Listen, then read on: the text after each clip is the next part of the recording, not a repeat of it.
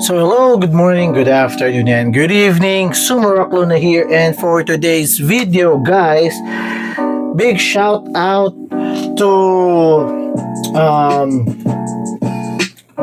UU Crafts. There you go, guys, as you can see on the screen.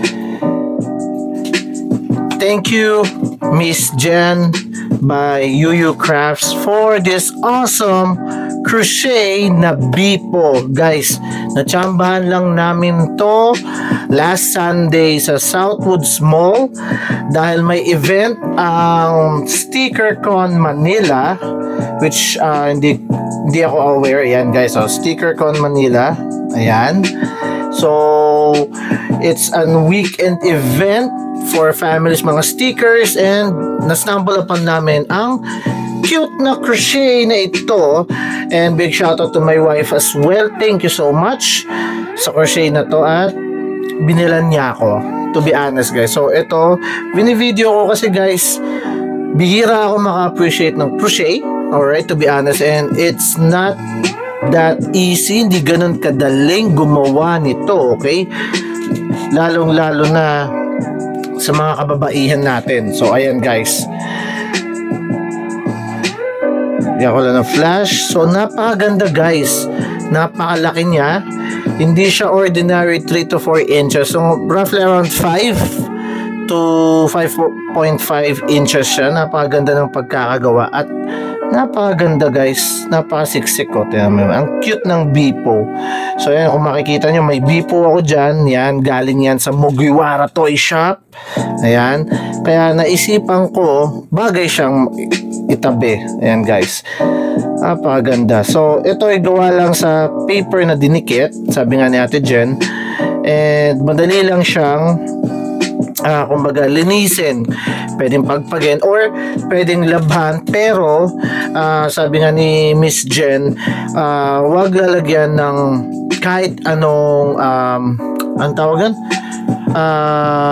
cloth, fabric, detergents na masyadong matapang like Sunrox, yan, or other anong tawag, like yung mga parang downy, regular detergent soap lang. Tapos ang tawag ito, pag nilaban nyo or lininis niya siya, ang pagpiga is tamang pisil-pisil lang, yan, hanggang ma-drain yung tubig pag nilaban nyo. So ayan, guys, napakaganda. And kung dust naman, konting pagpag lang, alam nyo naman, as a toy collector, pwede nyo gawin naman yun ng pagki-clean lang. Kung meron kayong soft brush na pang makeup, ayan, pwede nyo gamitin siya pang tanggal ng dust.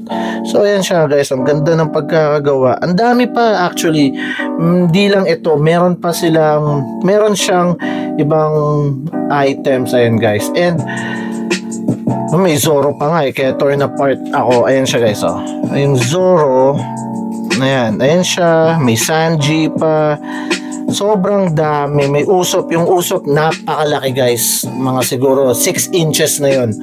Ayan, at saka may maliliit na 3 to 4 inches na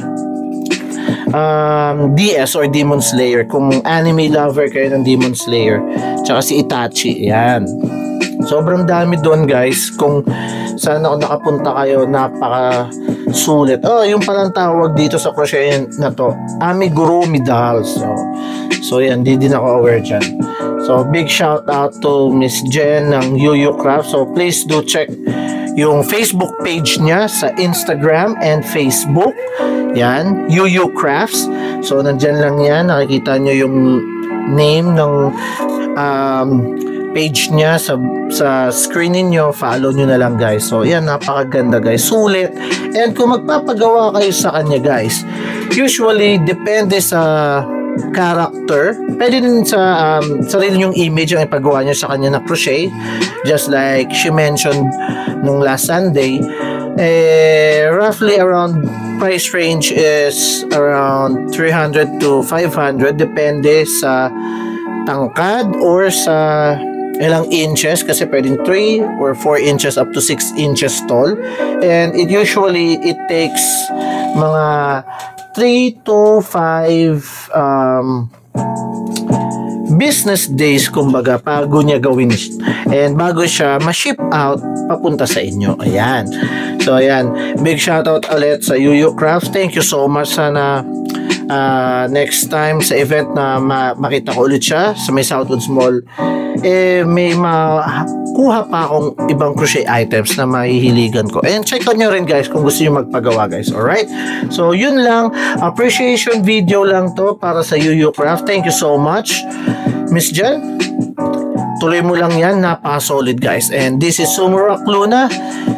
Happy collecting and collect responsibly guys. So abangan nyo ang next toy review and unboxing, and please do like and follow my page sa Facebook, TikTok, Instagram, and even sa YouTube. Sumurock Luna lang naman.